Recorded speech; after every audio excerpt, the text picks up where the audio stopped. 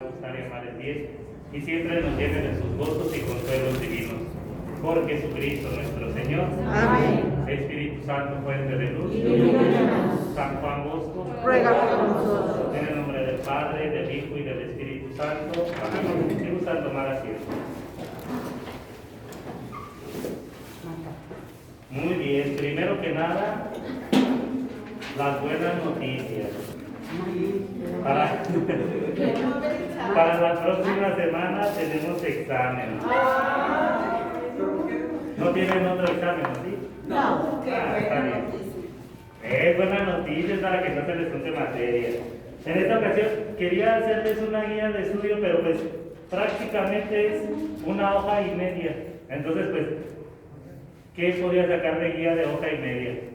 En sí va a ser únicamente la introducción, página 3, 4 y la mitad de la página 5. Entonces, está muy sencillito, es nada más una hoja, lo que es hablar de la introducción de la teología bíblica del Nuevo Testamento, lo que empezamos a estudiar.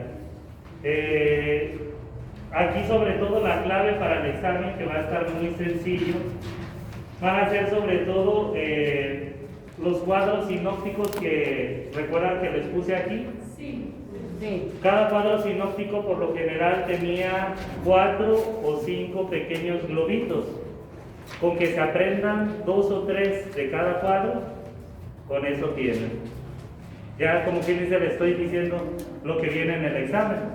Entonces, es prácticamente lo que es la introducción, nada más era para delimitar qué es la teología bíblica, cómo lleva su proceso y en qué área nos estamos especificando, que es el último cuadro que viene aquí en la página 5, en la parte superior.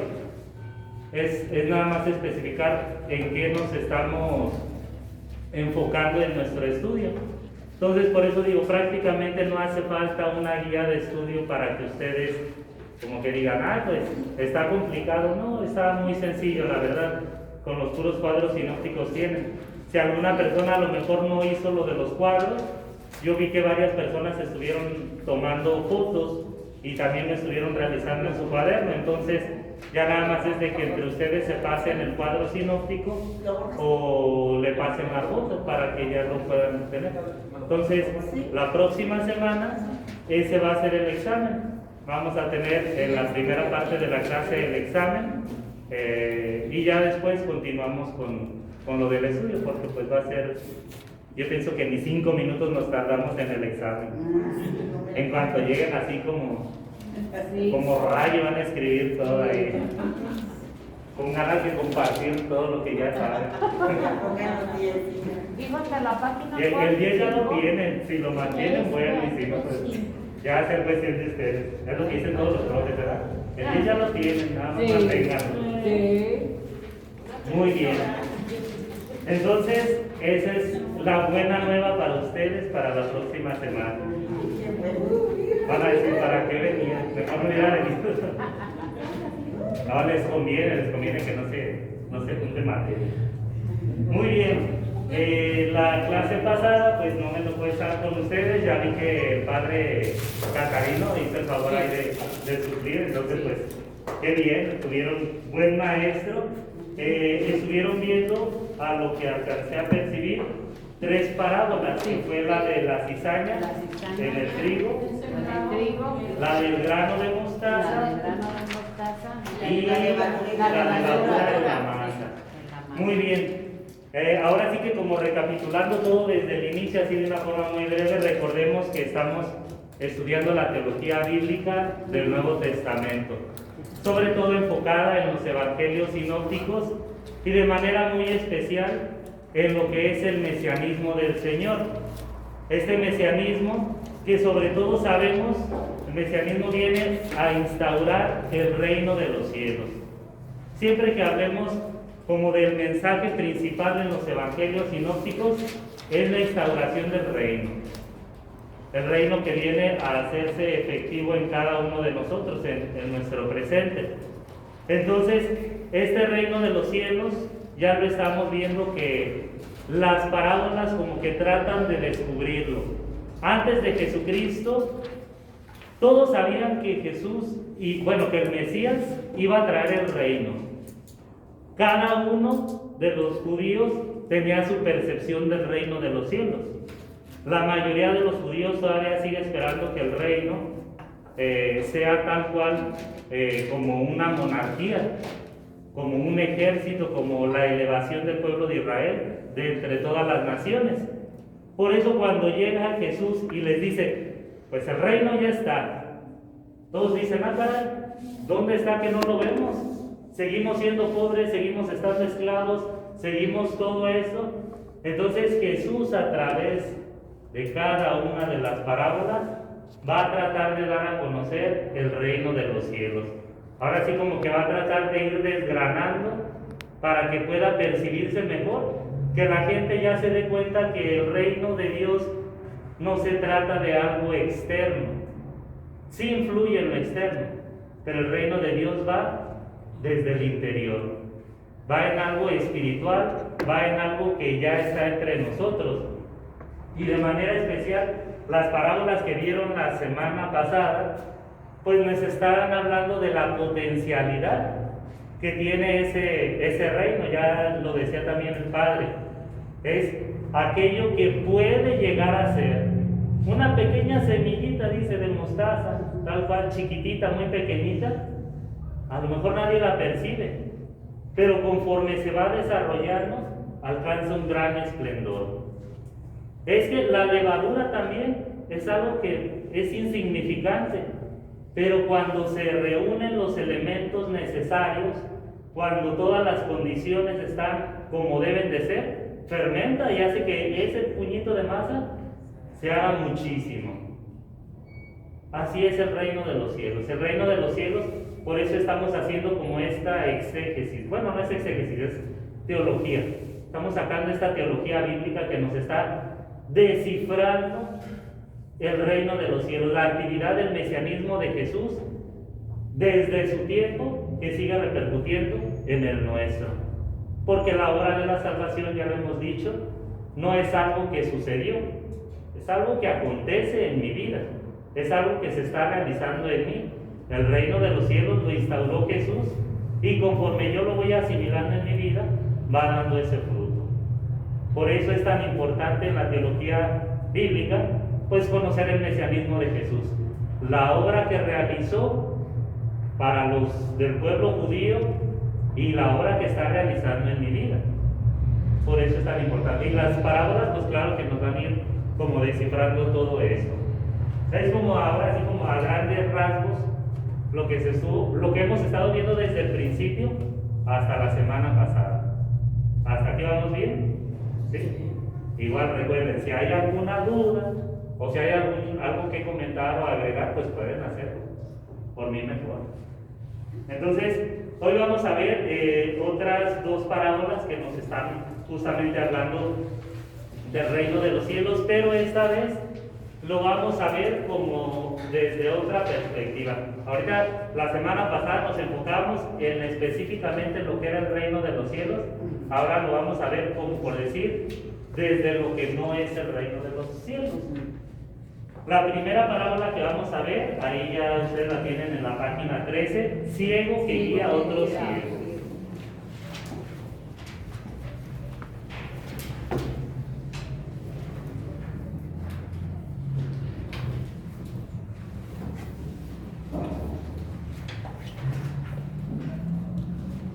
Ya desde que escuchamos el título como que decimos, no, es algo absurdo, es algo que como que no se puede hacer. Tenemos dos evangelios en los cuales aparece la parábola, Mateo 15:14 y Lucas 6:39, tal cual un solo versículo. Recordemos, las parábolas de Jesús van desde pequeñas ilustraciones como esa hasta otras que nos van a abarcar hasta capítulos. Entonces, el día de hoy esta primera, ¿cómo se llama? Esta primera parábola es muy breve. Alguien que haga el favor de leer Mateo 15:14. Dejadlos, son ciegos y guías de ciegos. Y si un ciego guía a otro ciego, los dos caerán en el hoyo. Palabra de Dios. Muy bien. Ya escuchamos Mateo, ahora vamos con Lucas.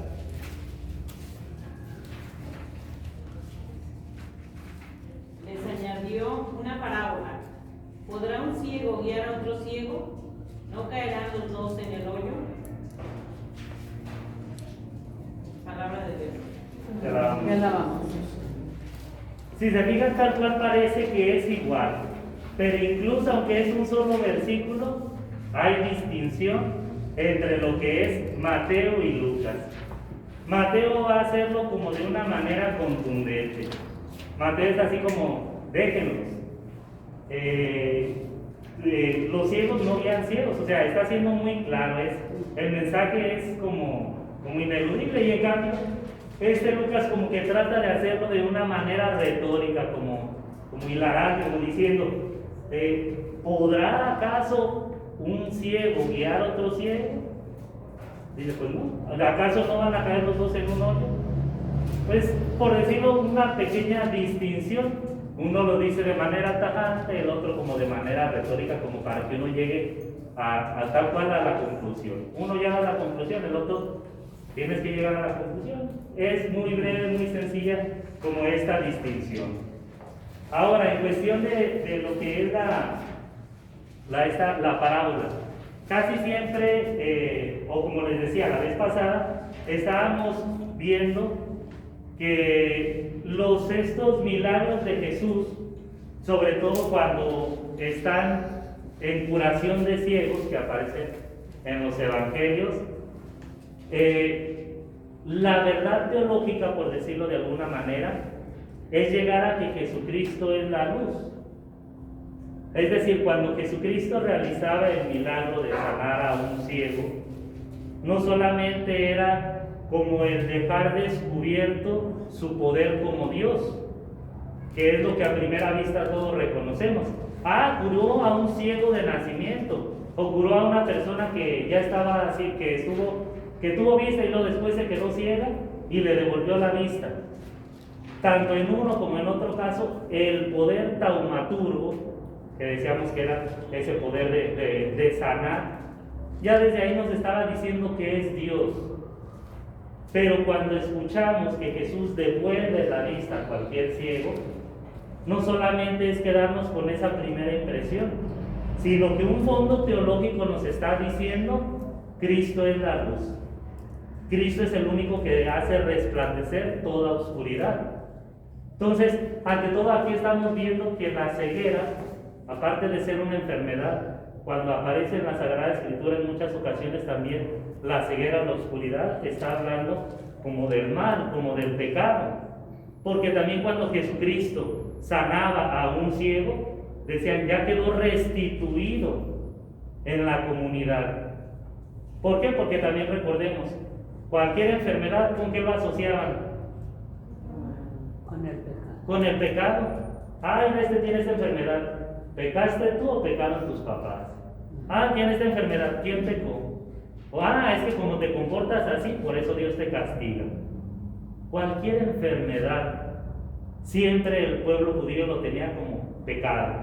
Y pues para esto, incluso hasta recordemos la historia de Job, que es como de las más icónicas, que estaban diciendo, pero si Job era la persona más buena que conocíamos, y ahorita como le está yendo, no, pues señal de que tiene un pecadote grande, o que sus papás pecaron grande. Entonces, cuando estamos hablando justamente de la luz, o estamos hablando de los ciegos, estamos hablando de la oscuridad, surge como esto, que debemos de tener siempre en cuenta. Sí, Jesucristo es la luz, el pecado, la ceguera, viene a hablarnos de tiniebla, de vacío. Entonces, esto es como un preámbulo que todos debemos de tener, así como de base.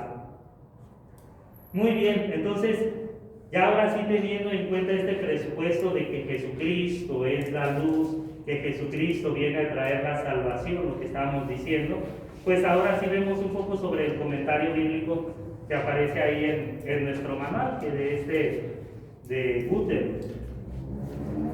Gunther o Gunther, no sé cuál sea la pronunciación.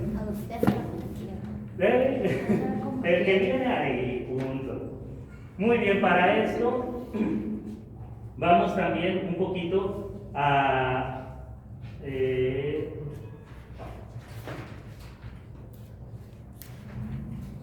ya que ir otro ciego.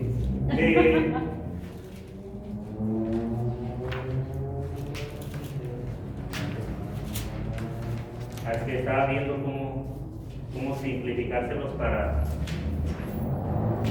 que lo vean anotado. Este presupuesto primero habíamos dicho Cristo, que es la luz.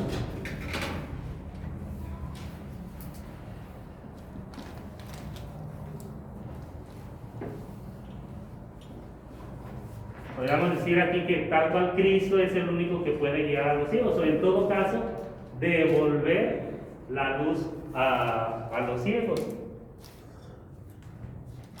Para lo que eran los escribas y los fariseos, era como para los que iban dirigida esta parábola. Cuando Jesucristo dice, déjenlos, son ciegos que guían a otros ciegos, se estaba dirigiendo pues justamente a los escribas y a los fariseos. De hecho, Lucas es el que como que lo dirige hacia los escribas, Mateo lo dirige hacia los fariseos. ¿Recuerdan quiénes eran los escribas en el tiempo de Jesús? ¿O qué hacían los escribas?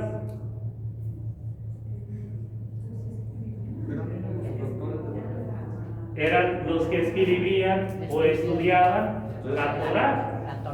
También lo que eran los Nehemín y los Ketubín, que eran como los libros proféticos y los históricos de tiempo. Entonces, tal cual los escribas eran aquellos que se la pasaban como pasando lo que eran las Sagradas Escrituras y las iban estudiando de una manera muy detenida. Los fariseos, ¿qué hacían? ¿O cómo era el estudio de ellos? Ellos eran los que cuidaban que se siguieran las leyes. Exacto, los fariseos se enfocaban más a los mandamientos, a la ley de Moisés y todo lo que se fue desarrollando. Entonces, aunque los fariseos a veces no conocieran tanto de las Sagradas Escrituras, sí conocían muy bien sobre toda la tradición. Conocían, ahora sí por decirlo, es como si en ese tiempo habláramos del magisterio de la iglesia. O sea, conocían como todo el desarrollo muy bien en cuestión de los mandamientos. Entonces, cuando Jesucristo está dirigiendo la parábola, dice, tanto escribas como fariseos están ciegos. Es decir, no han logrado comprender cuál es la verdadera luz. Si queremos identificar una luz muy clara, la única luz es Jesucristo. Cristo es el que viene ahora así como a dar el esplendor, como el que viene a devolvernos la vista a todos. Por eso cuando Jesucristo empieza a enseñar, pues todos dicen así como de, esta doctrina no es correcta. Muchos decían, no, es que, ¿de dónde está sacando esto?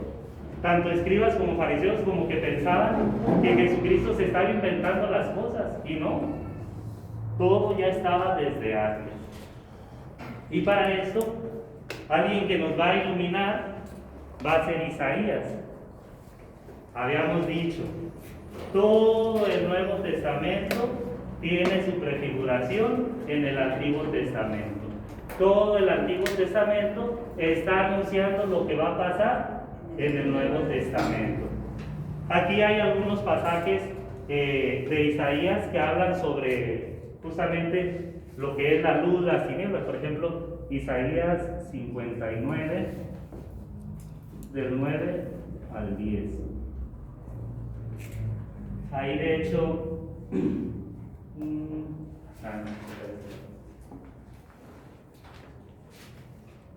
ahí viene en la parte de arriba, dice, siguen pues teniendo aplicación para los guías de Israel las quejas de Isaías. Ya desde Isaías se percibían. Esperamos la luz y nos hallaremos entre tinieblas, la claridad del día y caminamos a oscuras. Vamos palpando la pared como ciegos y andamos a tientas como si no tuviéramos ojos, que es más o menos este versículo. Isaías ya estaba viendo, o ya se le había anunciado, cómo el pueblo tal cual se estaba perdiendo o estaba perdido en las tinieblas. Por más de que querían ver todo lo que eran las autoridades en el tiempo de Isaías, ya se encontraban desviadas. Y pues, aunque la gente se acercara a estas personas, pues no las iba a estar llevando por un buen camino.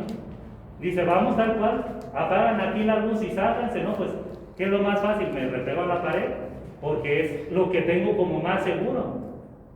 En la oscuridad, lo que encuentres más seguro es de donde te vas a tratar de guiar. El pueblo de Israel no quería ver la luz en los profetas. ¿De dónde más se podía agarrar? O por influencia de las mismas autoridades, pues se pegaban a lo que creían era lo más seguro. Estos son estudiosos de la Torah, estos son estudiosos de los profetas, estos son estudiosos de esto, pues nos pegamos acá. Siendo que todo esto los estaba acarreando hacia la oscuridad. Pero, pues entonces sí, ya después viene Jesucristo. Entonces, Isaías 59, del 9 al 10, es esperar en la luz. Esperamos la luz.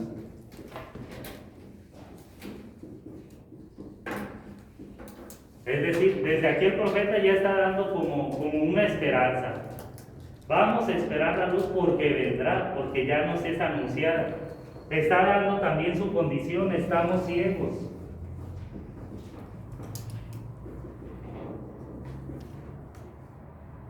Vivimos en oscuridad. Este primer oráculo de Isaías que nos aparece, tal cual nos está como confirmando esta ¿cómo se llama? Esta parábola que Jesucristo está aplicando. Después aparece otro texto de Isaías 56, 10.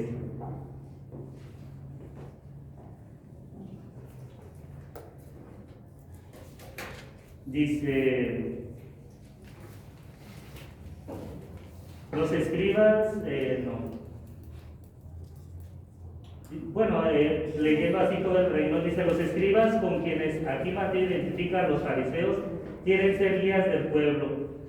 Y ya dice Isaías, pero tus guardianes son ciegos, ignorantes todos. Es decir, aquí Isaías está tal cual describiendo a lo que son los guías ciegos.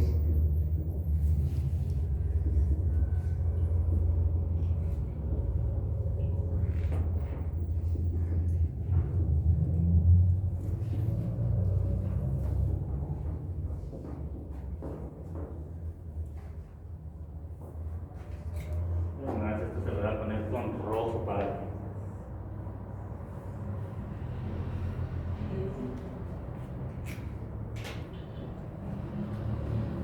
Cuando Isaías también ya estaba percibiendo, por decir, este problema en el pueblo de Israel, que miraba que tal cual los guías, lejos de llevar al pueblo hacia la plenitud, lo desviaban más, pues él hace este reclamo: guías y guardianes ciegos, ignorantes. Y aquí es muy importante que nosotros comprendamos la importancia de tener ese conocimiento, no solamente intelectual, sino la vivencia desde el corazón de la fe. Ya no hablando tanto en el aspecto, por decirlo, pues sí se necesita el conocimiento teológico, pero ante todo la vivencia. La ignorancia es de las peores tinieblas que puede haber en nuestro corazón.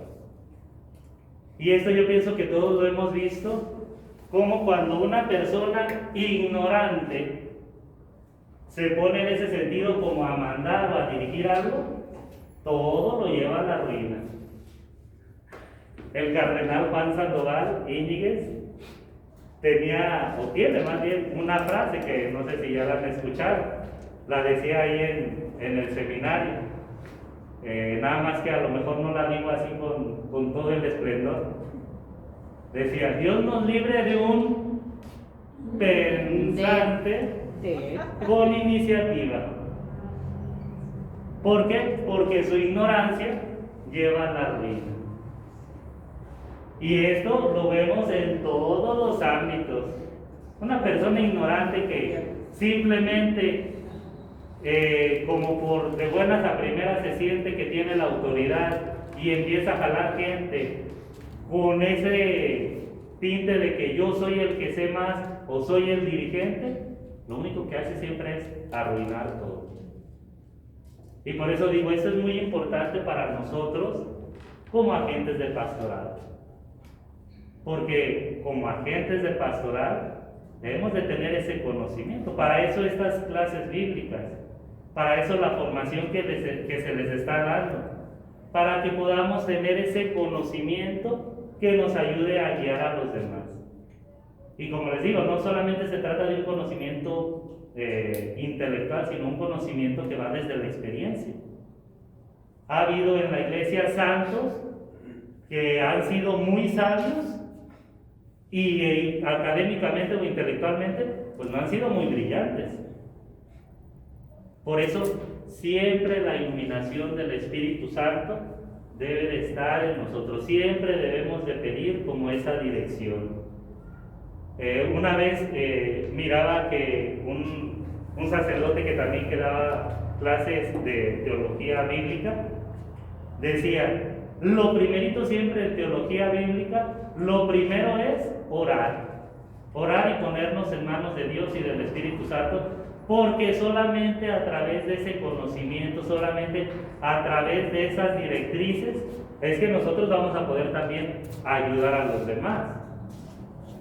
Si no, si somos ignorantes, pues tal cual, estamos siendo ciegos que estamos guiando a otros ciegos. Y hay que saber reconocer nuestra ignorancia, porque no todos lo sabemos. A veces hay personas que les preguntan algo y con tal de decir que no saben, le inventan. Y a veces lo dicen tan seguro que uno se queda, válgame Dios. Y esto lo veo una vez hasta en los mismos sacerdotes. A veces, pues así de los feligreses llegan, oiga padre, fíjese que el padre fulanito de tal, en tal video, en tal eso, dijo que esto y esto y esto, ¿a poco sí es cierto? Y yo así como de, ay Dios santo, ¿y lo que no estudié en el seminario o qué? A veces la ignorancia nos lleva a cometer errores a nosotros y hacemos que otros cometan errores. Guías que están guiando y que ciegos que están guiando a otros ciegos. Hay que recordar siempre, Cristo es la luz. Recuérdenlo, Cristo es la luz. A veces hay un criterio que se puede utilizar, pero no es universal. No es universal. A veces cuando simplemente tenemos duda de algo, tal cual pensemos en Jesús, Cristo es la luz. A ver, esto Jesucristo, ¿lo aprobaría? ¿No lo aprobaría? Si realmente Jesucristo estuviera, por decir, a favor o en contra. Por eso les digo, una norma que puede ayudarnos un poquito a dirigirnos, pero que no es norma universal, porque a veces también hay unos de tan open mind o de mente abierta que ya se imaginan a Jesús, sabrá Dios de qué maneras. Entonces, por eso digo, no es regla universal, pero a veces nos puede ubicar un poquito. Y cuando no sabemos, ¿sabes qué? No sé, mejor primero me informo, conozco bien, o pregúntale a alguien que a lo mejor tenga más conocimiento. ¿Por qué? Porque guías o guardianes en la fe con ignorancia, ciegos que están guiando a otros ciegos. Entonces, por eso digo, esto es muy importante. Todos somos ignorantes. Y por más que estudiemos, pues siempre nos va a rebasar. Todo conocimiento nos va a rebasar. El conocimiento pleno, pues, a lo mejor y Dios ya lo vamos a adquirir, pues, en la vida eterna. Ya Dios entonces sí nos da un conocimiento vasto. Pero mientras tanto, ¿no? Estúdiale y estúdiale y estúdiale. Adéntrate en los misterios de Dios y aún así no vas a lograr comprender. Pero siempre hay que tratar de vivir en la luz de Cristo. Mientras estamos en la luz, tenemos seguridad. Mientras nos apartamos hacia las tinieblas, nos da más inseguridad y nos hace a veces cometer muchos errores. Muy bien. Y por último, también dentro de lo que es el comentario que nos pone el autor, menciona a otro de los profetas, a Ezequiel, capítulo 26 y 20.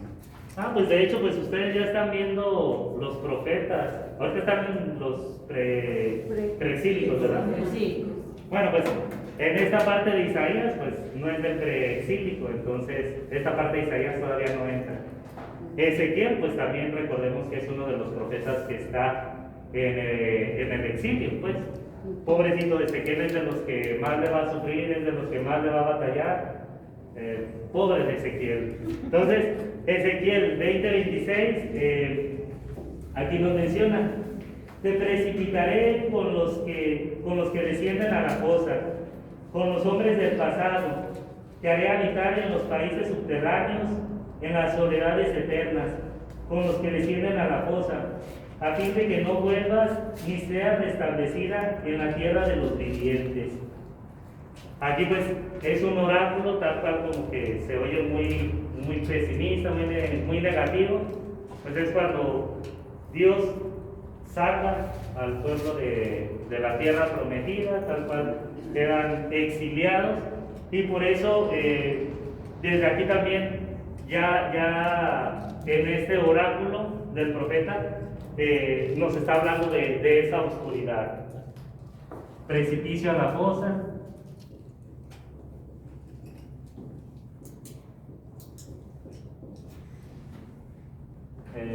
Las imágenes de subterráneos,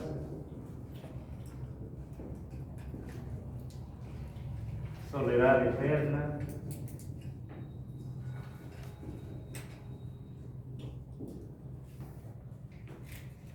sabemos que cuando el pueblo de Israel es desterrado, pues ¿por qué es? Porque tal cual se apartó de Dios, de estar en la luz se fue hacia la oscuridad.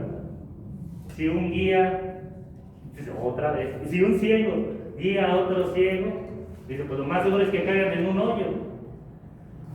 Lo que fueron los dirigentes por mucho tiempo del pueblo de Israel, estuvieron guiando mal.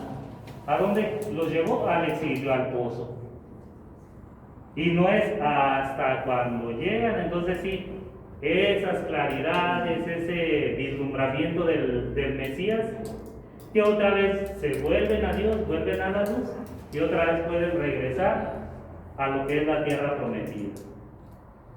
Y después habrá también un momento de silencio de los profetas.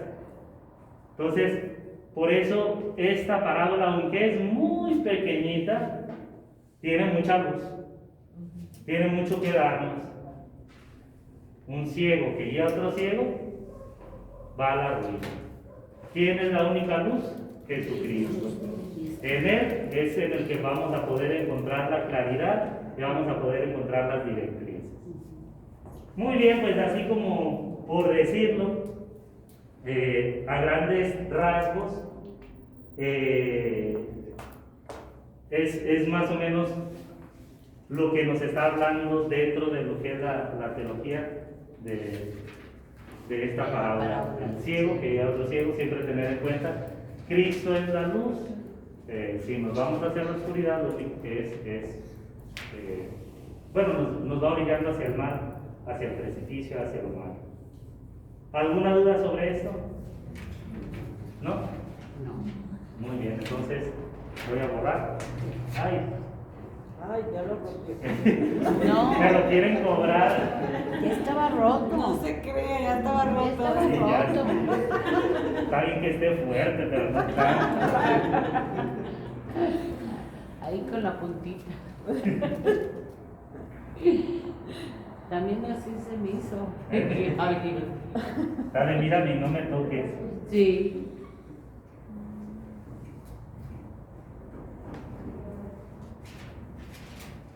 Vamos a continuación a ver la parábola de los viñadores homicidas. Esta que es una parábola también muy interesante. Los invito para que, si gustan, se acomoden, hagan como equipitos de 3, para que de alguna manera más dinámica también puedan leer lo que es la parábola desde cada uno de los evangelistas. Y ahorita, ya que terminen de leerla, ya empezamos con como el análisis y la exégesis. Entonces, si gustan, júntense de 3 para que cada uno vea un autor. Por ejemplo, uno lo busca en Lucas, otro en Marcos y el otro en Mateo. ¿Sí? Sí.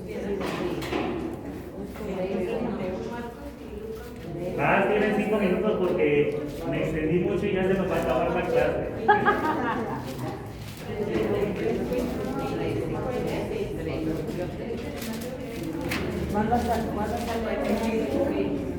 Lucas, Mateo, Lucas. Yo soy Marcos. Le tocó Marcos.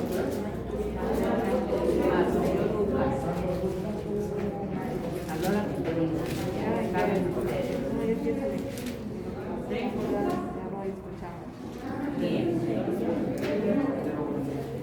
Ay, déjame uno nada más, ¿verdad?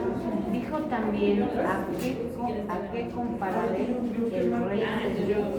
Es semejante a la levadura que se pone una mujer y la mezcló con 3 medidas de harina hasta que se... No, estamos en la de los viñadores homicidas. Lucas, Es Lucas 20, 9, 19. 13. Estamos en la página 14. 20. Perdón. No, ya está repitiendo la de la otra vez. Sí. Le gustó mucho eso. Me gustó mucho, por eso sí, ya. Bueno, Lucas, ya tengo. ¿Ya? Sí, 20, 10. No tengo Lucas. 29, 19. Ya. 20, 10. Y a uno lo golearon y a otro lo quitaron y a otro lo perdieron. Se puso a decir a la gente esta parábola. Un hombre plantó una viña, la arrendó a unos labradores y se ausentó por mucho tiempo. A su debido tiempo envió un siervo a los labradores para que les diese una parte del producto de la viña. Pero los labradores lo apalearon y lo despacharon con las manos vacías.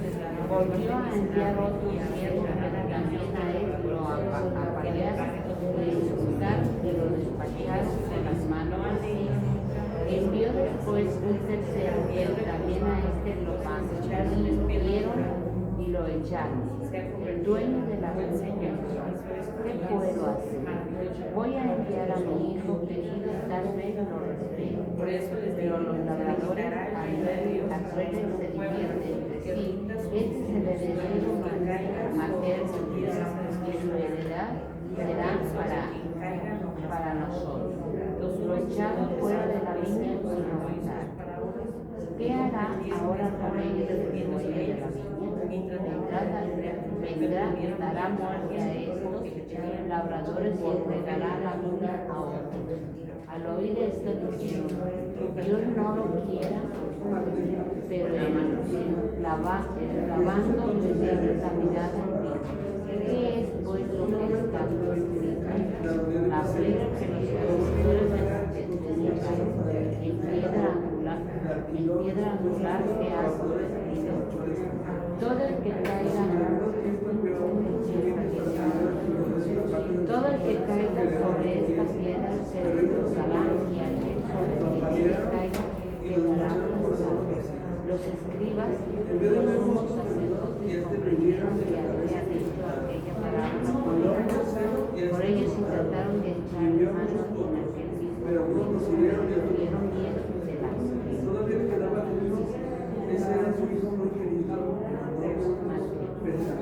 escuchen esta otra parábola. El dueño de una hacienda plantó la rodeó de una cerca. Construyó un lugar para hacer el vino, edificó una torre, La reunión de los viñadores se vendrá.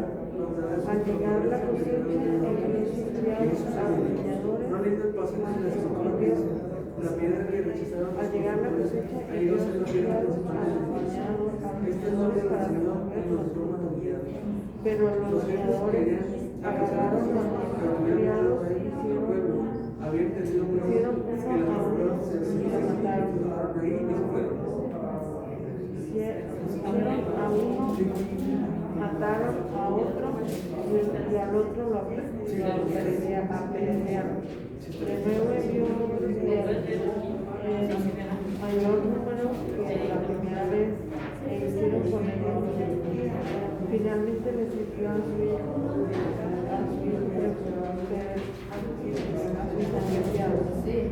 ahí a mi hijo lo respetarán, pero los viñadores al ver al hijo se dijeron, esto es el heredero, lo capturaron y lo arrojaron fuera de la viña.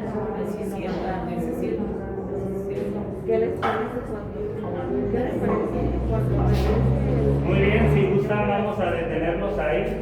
Al menos ya leyeron, yo pienso, una versión completa de la parábola, sea de Mateo, de Marcos o de Lucas. Entonces, muy bien, las tres versiones son casi iguales. Es una también de las parábolas que viene como lo más, ahora sí como que lo más exactito. No hay mucha distinción.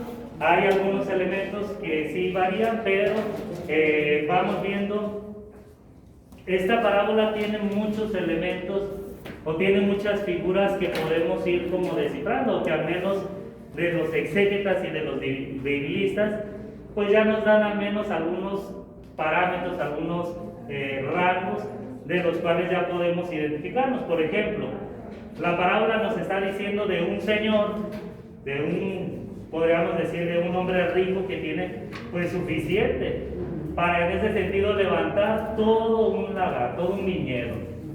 Y entonces dice, todo lo que él va a poner, le va a poner un muro. Dice incluso que le va a poner, incluso algunos dicen que sus torrecitas y todo como para los vigilantes. Un muro que dice es bueno. Porque en la Sagrada Escritura vamos a ver cómo hay muros que son para bien y otros muros que son para mal. Entonces aquí lo pone como un muro que es necesario, algo que es bueno. En Efesios, por ejemplo, ahí nos pone un ejemplo. 2.14 nos habla justamente que Jesucristo viene a destruir los muros. Pero pues está hablando como del pecado, de aquello que separaba a unos de otros, de los pueblos. Él viene como a constituir un solo pueblo. Pero aquí estamos hablando que es un muro, como decirlo, de protección. ¿Por qué? Porque va a tener una viña que va a tratar de buscar que le dé frutos. Una viña que dice, se encuentra después en su esplendor o se encuentra en flor, como algo que va en crecida, algo que está en esplendor, también como lo menciona ahí el Cantar en el 2.15. Y dice justamente, el muro es para librar de los ladrones, de las alimañas, de todo aquello que puede entrar y crear un disturbio, que puede destrozar todo lo que ya se ha sembrado. Se busca pues que lo que se ha sembrado vaya dando su fruto. Recordemos también las parábolas que ya hemos visto, que la potencialidad del reino va por etapas, no se da en ese sentido como un destello que de repente así como que, caray, ya todo se transformó de inmediato. No, va llevando su proceso, va llevando todo una sucesión. Entonces, para poder llegar a ese esplendor, necesita estar cuidada, necesita estar protegida, sobre todo de aquellos saqueadores, ladrones, alimañas que puedan venir y destruir. También ahí nos pone una cita. En sí, la parábola nos va a estar mencionando que la viña viene a ser el pueblo de Israel. Cuando Jesús ya le está dirigiendo, está haciendo referencia primero a un pueblo de Israel, que es aquello que está resguardado, pero que en ese sentido los viñadores homicidas nada van a ser unos, es decir, los que deberían de haber cuidado este viñedo Lo único que hicieron fue apropiárselo como si fuera suyo para después traer desgracia. Nuevamente, cuando vimos la otra parábola del ciego que guía a otro ciego, ¿a quién estaba dirigida? Fariseos y escribas. Parábola de viñadores homicidas va en el mismo sentido. Estamos diciendo ahorita, estamos viendo el reino de los cielos, pero estamos viendo como el aspecto negativo, no el aspecto negativo del reino, sino aquello que ha conflictuado o que ha hecho que el reino de los cielos vaya trabándose. En este caso, viñadores homicidas dentro de lo que es esta parábola. Y para eso también, algo que nos va a ayudar todavía a comprender mucho mejor esta figura del viñedo, va a ser el profeta Isaías, que tiene tal cual como un canto, un elogio al viñedo. Está en el capítulo 5, 1 y 7, pero que ese lo veremos la próxima semana, porque ya se nos terminó el tiempo. Entonces, para no empezar, si quieren ya lo pueden ir a lo mejor revisando desde ahorita. Lean y van a ver cómo este canto, o por decirlo como también esta parábola que va planteando Isaías, pues tal cual es como un reflejo de lo que es el mensaje también que nos viene a dar Jesús. ¿Alguna duda, pregunta? ¿No? Entonces, esta la terminamos para la semana pasada después de que hagan su examen. La semana siguiente. Ay, mira, la semana siguiente. Me quedé traumado con la semana pasada. Muy bien, nos ponemos de pie para finalizar.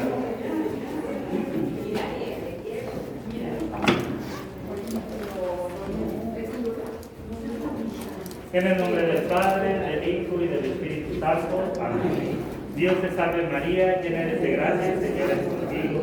Bendita eres entre todas las mujeres y bendito es el fruto de tu vientre, Jesús. Santa María, Santa María, Madre de Dios y Madre nuestra, ruega por nosotros los pecadores, ahora y en la hora de nuestra muerte. Gloria al Padre, y al Hijo, y al Espíritu Santo. Como era en el principio, ahora y siempre, por los siglos de los siglos. Amén. María, Madre de Gracia, Madre de Misericordia. En la vida y en la muerte, ampáranos, Gran Señora. El Señor esté con ustedes. Y con tu espíritu. La bendición de Dios Todopoderoso, Padre, Hijo y Espíritu Santo, descienda sobre ustedes y permanezca para siempre. Amén. Que pasen buenas noches. Buenas noches.